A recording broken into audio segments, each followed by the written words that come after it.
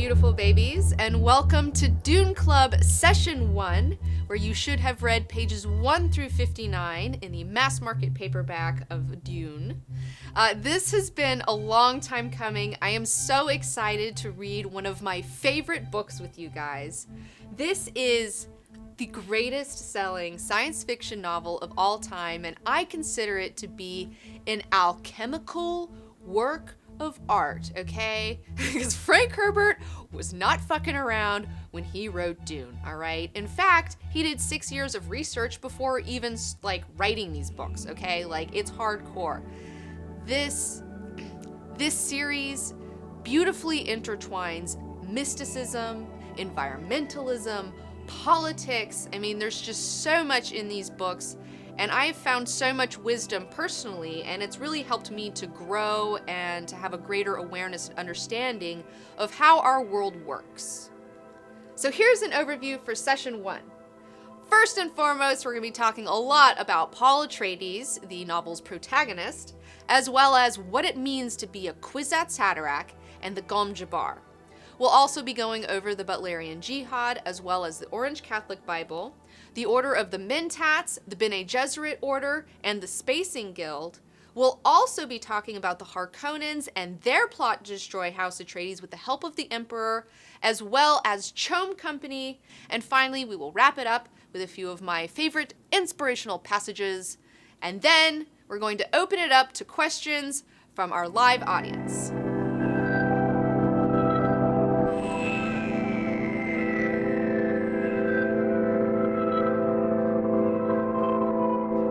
So let's talk about Paul Atreides. Okay, he is the 15-year-old son of Duke Leto Atreides and the Lady Jessica. And House Atreides is a part of the Landsraad, which is all of the great houses of the Imperium, which is essentially the known universe. Okay, so he's a part of the feudal political system that governs the universe. All right, so he's in there. He's elite. And his mother has been giving him what is called the deep teachings, all right, which come from the Bene Gesserit order from which she's been trained. And what that means is that he's received a lot of mind-body training, he's very self-aware, highly self-aware. He is conscious of consciousness itself. He, on some levels, is able to regulate his body through breathing techniques and breathing exercises to control his heart rate, trigger self-hypnosis. Not only that, he is also shown to have prescient abilities. He has dreams that sometimes come true, which is super nuts. And he's also able to sense truth. So if someone is talking to him and they believe in what they're saying, he will know that. He knows whether someone believes in what they're saying or not. Also, Paul is hyper observant of minutia. All right, so if someone is in the room with him and they're talking with him, he's able to glean insights based on the way they're standing, based on what they're dressed in, how they say something. He's super on it, okay? He's way on it. And he can also do that to environments that are around him as well. So, he's not your typical kid. He's had a lot of training, and he's, super nuts, all right? Paul's, has a lot of fucking crazy shit that he can do. And not only that, we find out that Paul is a part of this Bene Gesserit breeding program that's been going on for, thousands of years, okay? And he's unintended. He was not intended because his mother was ordered by the Bene Gesserit to bear only daughters for House Atreides.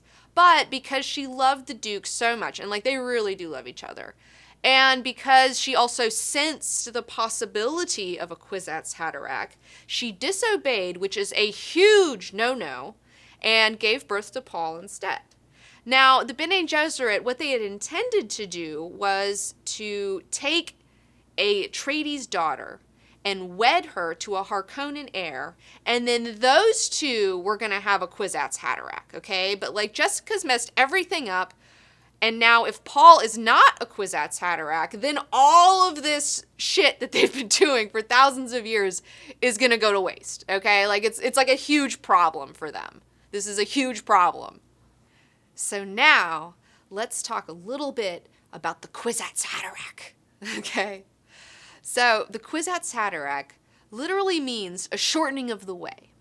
And what this is there's a prophecy within the Bene Gesserit order that a man will come and he will be able to look where we cannot into both feminine and masculine pasts. Because here's the deal, all right?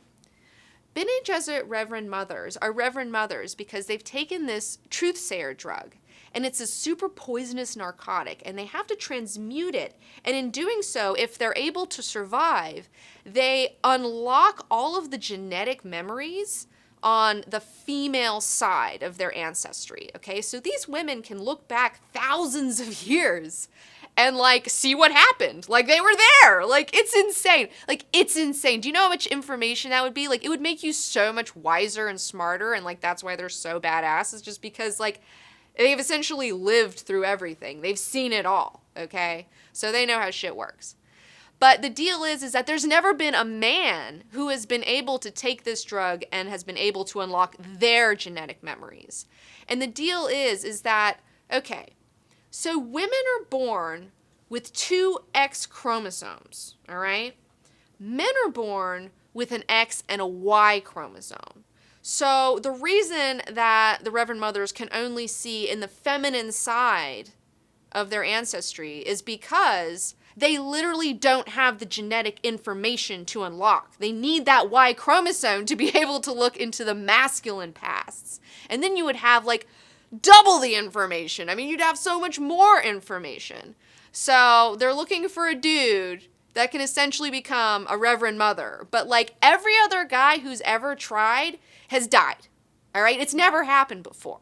Okay? So it's going to be a pretty big fucking deal if Paul can pull this off. Now, interesting side note about Paul. He is surrounded by, like, this holy trinity of, like, feminine power. Okay? You've got the maiden, the mother, and the crone. His mom obviously represents the mother. Reverend Mother Gaius Helen Mohim, who comes to test him, she represents the crone figure. But then he also has this girl in his dreams, you know, and, like, she's like the maiden. So I think it's really interesting that this, like, powerful young man is surrounded by these women who, like, all want to see him, like, you know, they're all supporting him, which I think gives him, like, just such an advantage, you know?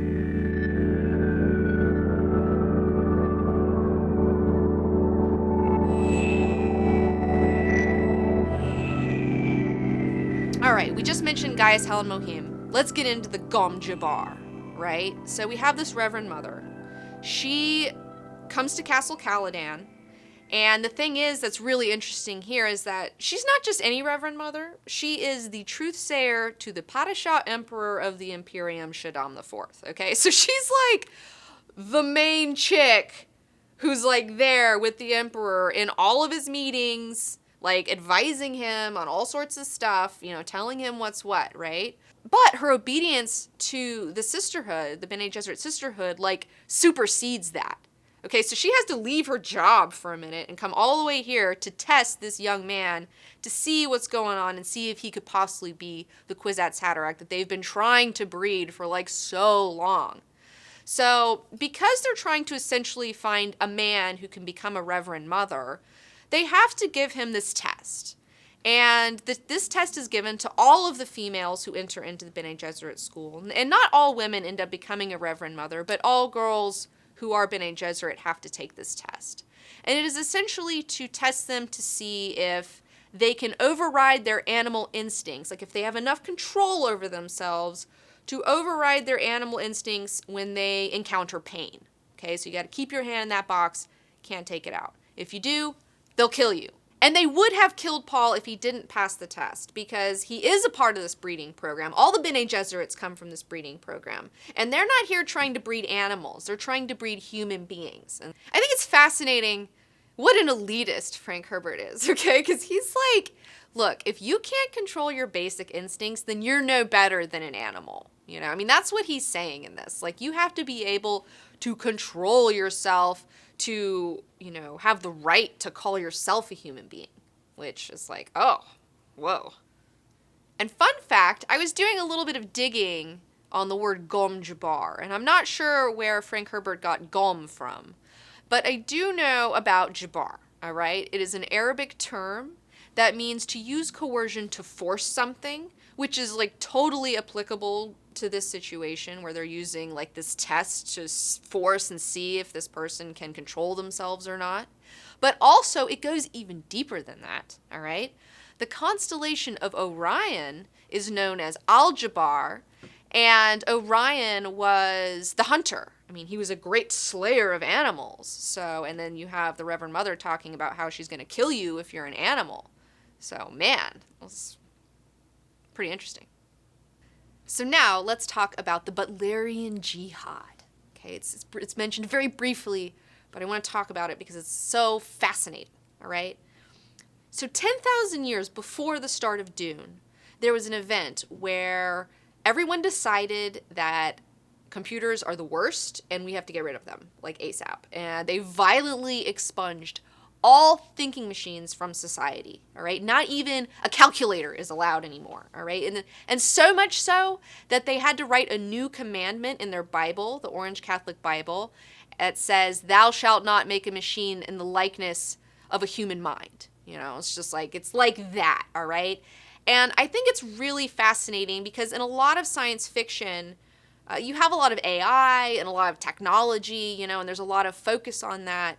But in this universe, like, that's already, like, we've already grown out of that, you know? Like, humanity has, like, evolved past thinking machines, and that, like, and this serves as the backdrop for, like, the ultimate humanist novel, because that's the deal with Frank Herbert. Like, he wasn't interested in what our technology could do. Like, technology's cool, whatever, but it's actually kind of a crutch if you think about it.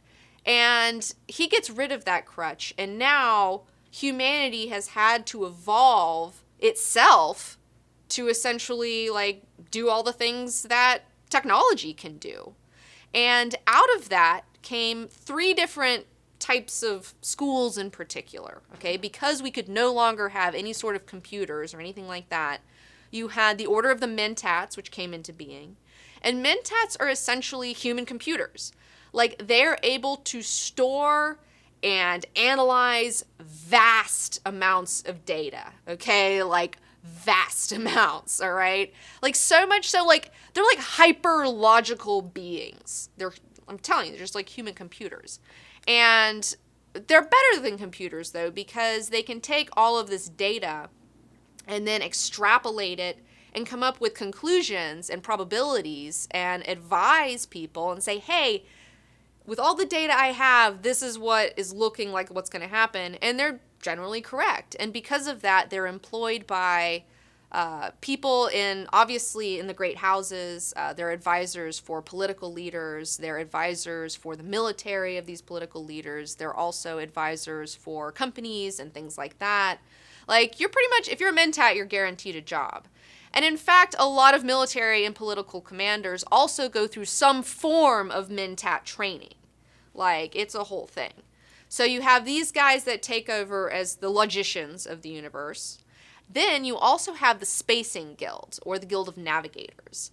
And these guys are like the ultimate middlemen, all right? Because they are a monopoly that controls all interstellar travel.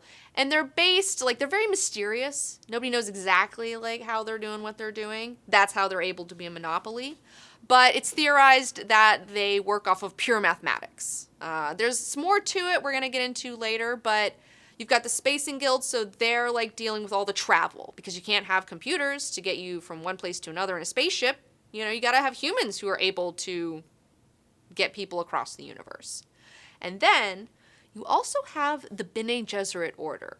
And this is an all-female mystery school situation. And they're about the soft sciences, okay? They're all about using indirect means to control the political situations in order to guide humanity along a path that with, like, their own agendas. Essentially, they're like the ultimate mothers of humanity, where they have, like, all of humanity's well-being in mind, when they make their decisions and like through their influence. Like they're always trying to get humanity to go along this path where we kind of learn and evolve and mature, but at a rate that's chill, you know. Now, if we break down the word Bene Gesserit, you have bene, which is a Latin word which means like properly, honorably, blessed, you know, it has this like, you know, nice little ring to it. But then you have Gesserit, and Gesserit is a play on the word Jesuit, because Frank Herbert had some encounters with some Jesuits. There was some in his family. He grew up with them. And the Jesuits are a part of the Catholic Church. They're kind of their own little offshoot. They used to be known as soldiers of God. They are militant. They're very much a part of missionary work. They do a lot of missionary work, and they're also very involved in education. Okay, there's a lot of Jesuits at schools and things like that. And the men, it's an all-male congregation here. The men who become Jesuits, they have to take a vow of chastity. They have to take a vow of poverty. They have to take, they say that they are both obedient to Christ and obedient to the Pope. And so the Bene Gesserit order is really like an inverse of them, where they're all female. Instead of taking a vow of chastity, they have a breeding program. So, I mean, that's obviously a total opposite. The Bene Gesserit order is also very wealthy. They're a very wealthy order. And also, instead of obedience to Christ and the Pope, they have obedience to the greater good of humanity and obedience to their own order. So, and they do have, like, their own Mother Superior, you know, who makes all, like, the big decisions. And that's, like, a real big thing with them. Like, you have to be super obedient to the order. If not, like, they will punish you, and you will not like it. And they really enjoy punishing people.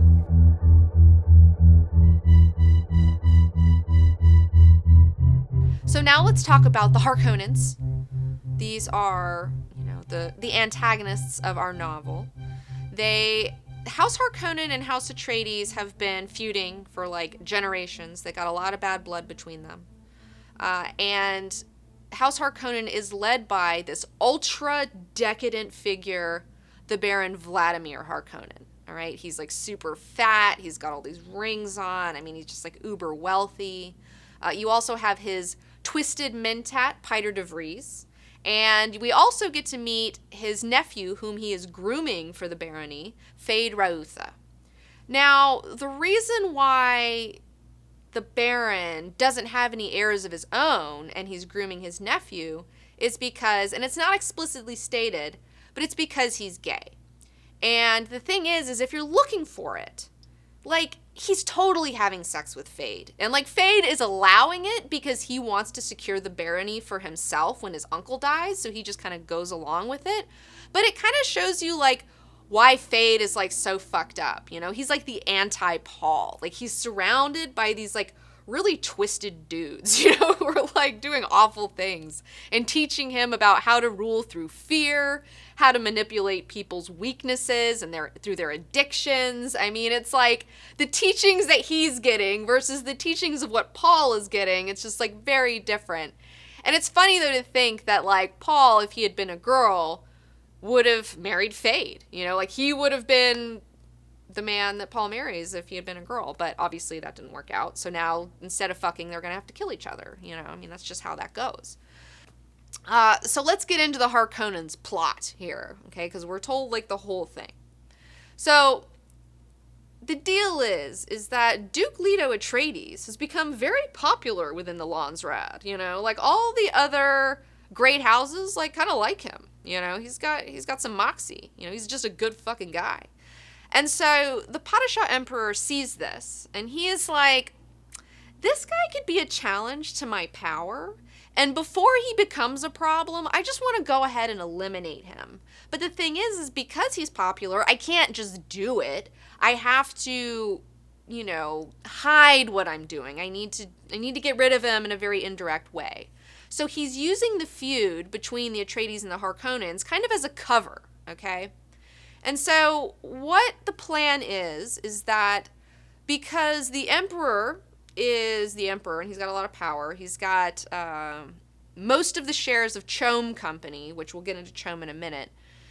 he gives the fiefdom of planet Arrakis to the Atreides family, thereby supplanting the Harkonnens, who originally had the fiefdom and have had it for a long time. And so now the Atreides are going to go over there, hang out on this planet. Hopefully, they're hoping they're going to make a lot of money, because this is where the spice melange is created. That's where we find it. It's the only place in the universe you can get this stuff, and that's what the whole empire runs on. It's the oil that runs the universe. And at an appointed time, the Emperor is going to give the Harkonnens 2 legions of his Sardaukar, which are essentially his crazy death commandos. He's got insane death commandos, all right? They're feared throughout the universe. Okay, if the Sardaukar come in, you're fucked. You're totally fucked. And so these guys, though, they're going to dress up like they're Harkonnens so nobody knows that the Emperor's helping. And then they're going to go over, they're going to stage a coup. They're going to take down House Atreides, kill them all. And then the Harkonnens get to take over Arrakis again. And because they're doing this dirty work for the Emperor is going to give them an irrevocable directorship within CHOAM, which essentially means that they have a voting chair and that they can make so much money. They can make so much money because CHOAM is essentially say if Amazon was a monopoly on the internet, and if you were on the internet and you wanted to buy anything, you had to do it through Amazon. That's what CHOAM is. If you want to buy anything, any interstellar travel trade stuff, you have to go through CHOAM. And CHOAM is the Combine Honnête Ober Advanced Mercantiles. That's what it stands for, which essentially means that it's an honorable union for the super advancement of mercantilism. So it's, that's what it is. But it's a publicly traded company, and the Emperor has over, 50% of the shares in this company. But then if you have a share, it's super sick. You make so much money. So that's the deal. All right. Harkonnens getting rid of the Atreides for the Emperor. So they hope. So one thing that's really cool about Dune, in my opinion, is we have this character, Paul Atreides, and he's being trained to become hyper-conscious. And he's going through this awareness program that is provided to him through the Bene Gesserit and their wisdoms. And as he learns to become more aware, I feel like I have learned to become more aware. And there are certain wisdoms that are found in this book that I have been able to absolutely apply to my own life. Number one being the litany of fear. I think that it's been really helpful for me to memorize it and repeat it to myself when I have felt those feelings, okay? I totally know the litany of fear. I must not fear. Fear is the mind killer.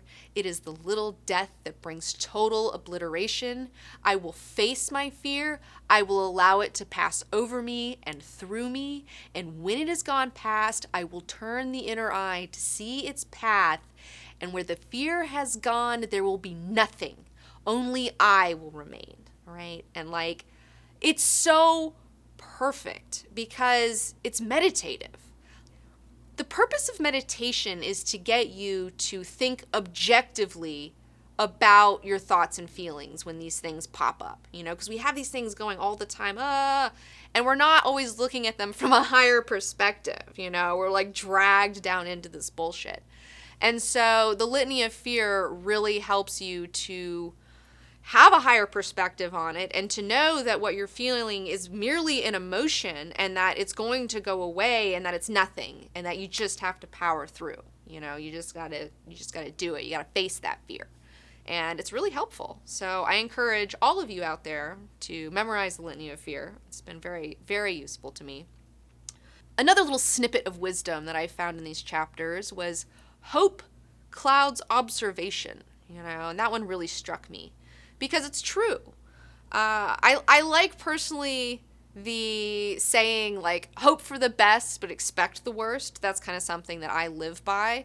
And a lot of people are you gotta have hope, and yes, there's a time and a place for hope, but that it absolutely does cloud observation. And we were talking about meditative, being meditative, you have to learn to be more objective. You know, like you have to learn to see things how they really are, despite your hopes and dreams, you know, because it's important. You need to see reality for how it really is and be able to face it. So I really liked that one a lot. And my favorite quote from these chapters comes from the Reverend Mother Gaius Helen Mohim, who tells Paul that the mystery of life isn't a problem to solve, but a reality to experience.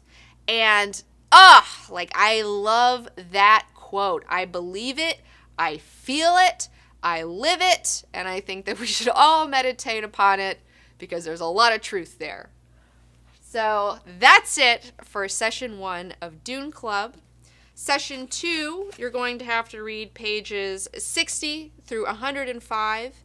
And for those of you who are not reading along in the mass market paperback, the last sentence, you need to stop when you get to, I should place more trust in my friends. So that's the end of the last situation. Then you can stop. So now we're going to take a quick break, and we're going to come back and we're going to answer some of your questions. So get them ready, because we're going to talk about them.